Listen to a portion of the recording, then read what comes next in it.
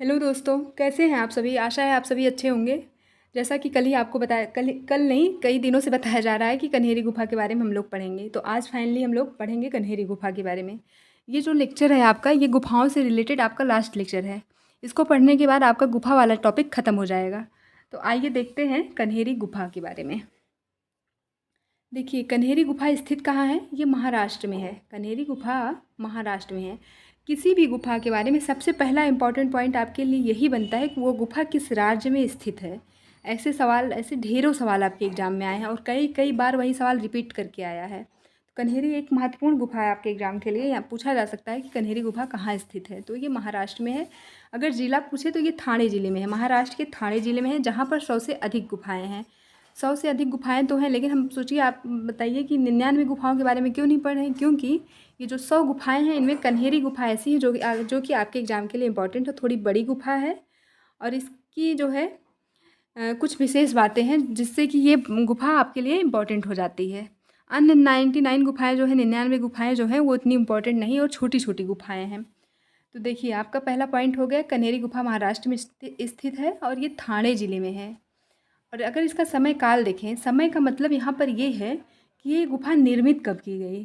तो कन्हेरी गुफ़ा जो है आपकी 9वीं से 10वीं सदी के मध्य निर्मित की गई। 9वीं से 10वीं सदी के मध्य निर्मित की गई। और किन शासकों ने इसका निर्माण करवाया? राष्ट्रकूट वंश के शासकों ने कन्हेरी गुफ़ा का निर्माण करवाया। देखिए, सभी गुफ़ाओं में हम लोग पढ़ते आ रहे हैं कि वो गुफ़ा किस शासक ने बनवाई, या फिर किन वंशों के शासकों ने बनवाई, या फिर ये पढ़ रहे हैं किन शासकों ने उसका संरक्षण किया उस गुफ़ा का। तो इस तरह के सवाल तो आपसे पूछे जा सकते हैं, लेकिन कई बार लैंग्वेज थोड़ी घुमा देते हैं। ऐसे पूछ सकते हैं आपसे कि कन्हेरी गुफ़ा का संबंध इनमें से किन शासकों से रहा है? तो उसमें 4 शासकों का वंश दे देंगे, चोल शासक, पाल शासक और राष्ट्रकूट शासक। ऐसे ही 4 ऑप्शन दे देंगे, इनमें से कोई नहीं। उसमें ये नहीं पूछेंगे इन गुफ़ाओं का निर्माण किसने करवाया, या फिर ये नहीं पूछेंगे संरक्षण किसने किया। आपसे ऐसे पूछ सकते हैं कि ये गुफ़ा, कोई भी गुफ़ा, मान लीजिए कन्हेरी गुफ़ा देख लेते हैं, कन्हेरी गुफ़ा किस राजवंश के शासकों से संबंधित रही है। ऐसे सवाल भी पूछे जा सकते हैं। तो आप लोग ध्यान रखिए, एक ही पॉइंट से 3 टाइप के सवाल बन सकते हैं, सिर्फ भाषा में हेर फेर करके, इधर उधर शब्दों को घुमा के। ठीक। तो कन्हेरी गुफ़ा का निर्माण जो है राष्ट्रकूट वंश के शासकों ने करवाया था। ये गुफ़ा किस विषय से संबंधित है, या फिर ये इस गुफ़ा में जो चित्र बनाए गए हैं, या इस गुफ़ा में जो भी कार्य हैं, वो किस धर्म से संबंधित है? तो वो बौद्ध धर्म से संबंधित है। आपके आपके लिए यहाँ जितने पॉइंट दिए गए हैं, सबसे ज़्यादा इम्पॉर्टेंट पॉइंट ये है कि कन्हेरी गुफ़ा स्थित कहाँ है? महाराष्ट्र में है। दूसरा ये है कि ये किस वंश के शासकों ने इसका निर्माण करवाया? तो राष्ट्रकूट वंश के शासकों ने करवाया। और इसका विषय क्या है? तो ये बौद्ध धर्म से संबंधित गुफ़ा है। बस यही 3 पॉइंट इम्पॉर्टेंट है। कुछ चीज़ें आपको इसलिए बता दी जाती हैं ताकि आपको एक ठोस जानकारी रहे, और आपसे अगर कोई कुछ पूछ ले तो आप कुछ ना कुछ ज़रूर बता पाएँ। और कुछ चीज़ें जानने से आपको समझदारी भी बढ़ती है और चीज़ों को रटना नहीं पड़ता है।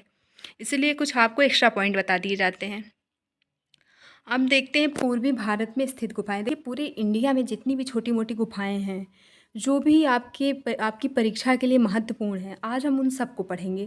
तो ये गुफाएं जो है पूर्वी भारत में, आप समझ रहे हैं पूर्वी भारत का मतलब पूरब की ओर जो क्षेत्र है भारत में, उन क्षेत्रों में कौन कौन सी गुफाएं हैं जो कि आपकी परीक्षा के लिए महत्वपूर्ण हैं, उनके बारे में पढ़ते हैं। तो पूर्वी भारत में स्थित है एक उदयगिरी गुफा और खंडगिरी गुफा। गिरि का मतलब पर्वत होता है, तो इससे आप समझ सकते हैं कि पर्वत पर स्थित होगा। गिरि का मतलब ही पर्वत होता है। गिरि जो है पर्यायवाची है पर्वत का। और इसमें देखें तो ये खंडगिरी की गुफा कहाँ स्थित है? खंडगिरी की गुफा उड़ीसा में स्थित है। उड़ीसा राज्य में स्थित है। और इसका निर्माण कार्य शुंग काल के शासकों ने करवाया। खंडगिरी गुफा आपकी उड़ीसा में है। जैसे ऊपर मैंने बताया आपको कि इम्पॉर्टेंट क्या है आपके लिए, स्थित कहाँ है, किन शासकों ने इसका निर्माण कराया, और वो गुफा किस विषय से संबंधित है। ऐसे ही सारी गुफाओं के बारे में 3 ही पॉइंट देखेंगे। तो आपका खंडगिरी गुफा उड़ीसा में है। और निर्माण काल इसका, यहाँ काल नहीं होगा, निर्माण जो है इसका शुंग काल के शासकों ने करवाया। शुंग वंश के शासकों ने इसका निर्माण कराया। कुल कितनी गुफाएं हैं? कुल 66 गुफाएं हैं। विषय क्या है? जैन धर्म है। ये खंडगिरी और उदयगिरी जो है, ये जो उड़ीसा में स्थित है, ये उदयगिरी जो है ये उड़ीसा में है। इन दोनों के बीच में दूरी जो है 200 मीटर की है। खंडगिरी और उदयगिरी के बीच की दूरी 200 मीटर है और ये उड़ीसा राज्य में स्थित है। इनका निर्माण शुंग वंश के शासकों ने करवाया। टोटल 66 गुफाएं हैं और इनका विषय जो है जैन धर्म है, या फिर आप कह सकते हैं ये गुफाएं जो है जैन धर्म से संबंधित हैं। यहाँ पर कुछ और इम्पॉर्टेंट गुफाएं पाई गई हैं। आपसे पूछा जा सकता है इनमें से एक आध, जैसे कि हाथी गुम्फा आपके लिए इम्पॉर्टेंट है। ये पूछ लेगा कहाँ स्थित है हाथी गुफा। तो हाथी गुम्फा भी उड़ीसा में है। यहाँ पर देखिए, यहाँ पर का मतलब क्या है, उड़ीसा। यहाँ पर जो लिखा है इसका मतलब उड़ीसा है।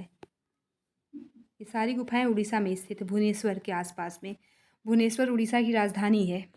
ठीक है, तो एक हो गई आपकी अनंतपुरी गुफा, दूसरी अलकापुरी, तीसरी मंचपुरी। यहाँ पूरी लिख गया है, पुरी होगा। ठीक है, अनंतपुरी, अलकापुरी, मंचपुरी, जय विजया एवं हाथी गुम्फा। सबसे ज़्यादा इम्पोर्टेंट यही है, हाथी गुम्फा और अलकापुरी।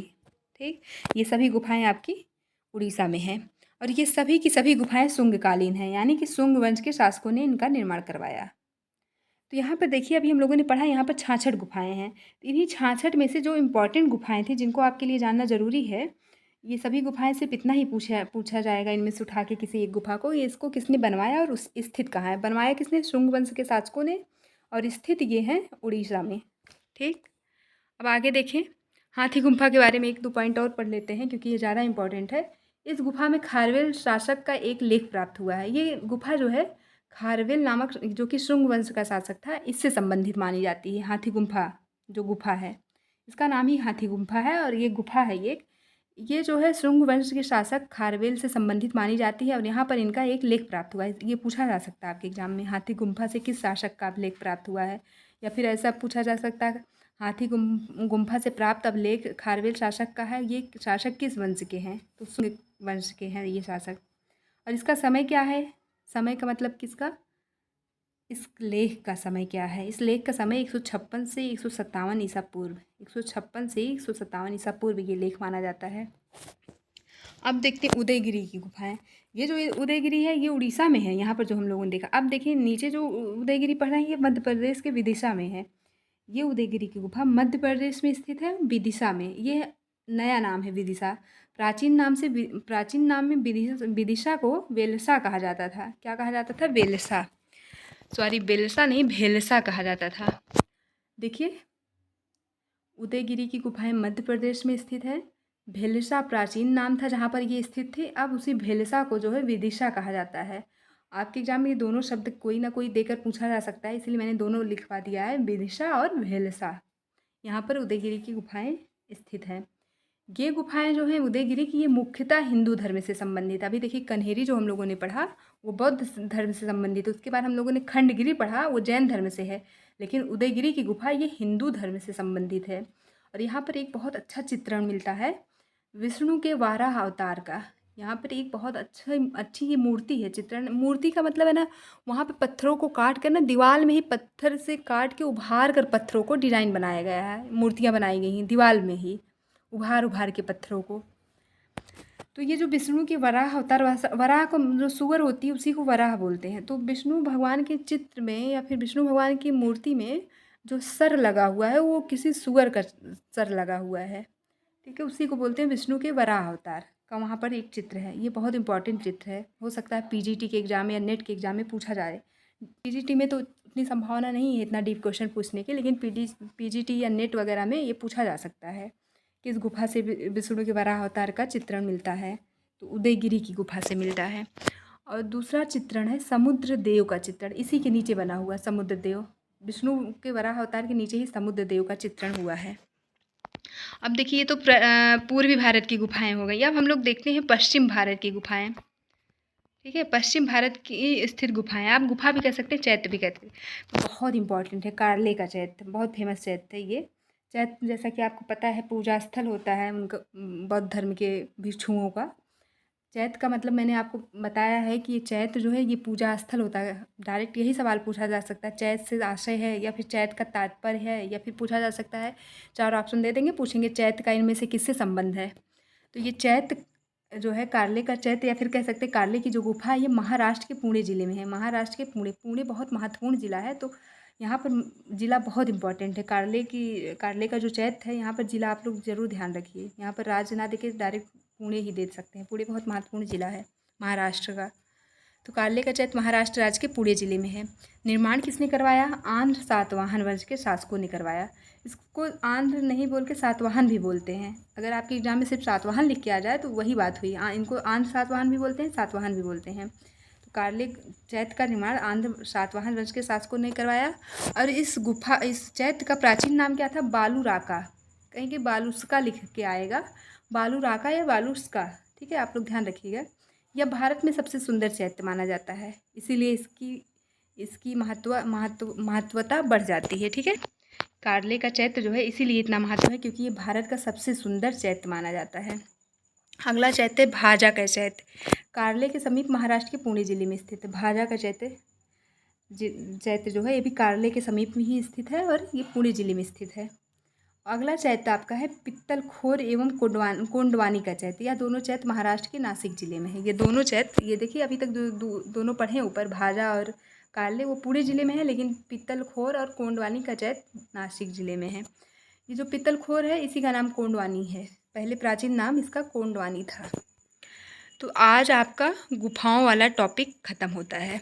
ये बहुत महत्वपूर्ण, यहाँ से एक आध सवाल ज़रूर से ज़रूर पूछे जा सकते हैं। जैसा कि आपको पता है हम लोग एक भी सवाल मिस नहीं कर सकते एग्ज़ाम में, जैसा इतना हाई कंपटीशन है और सीट भी कम है, तो आपके लिए ये भी क्लास बहुत इंपॉर्टेंट है। तो ठीक है, आज के लिए इतना ही, हम मिलेंगे कल। Thank you so much.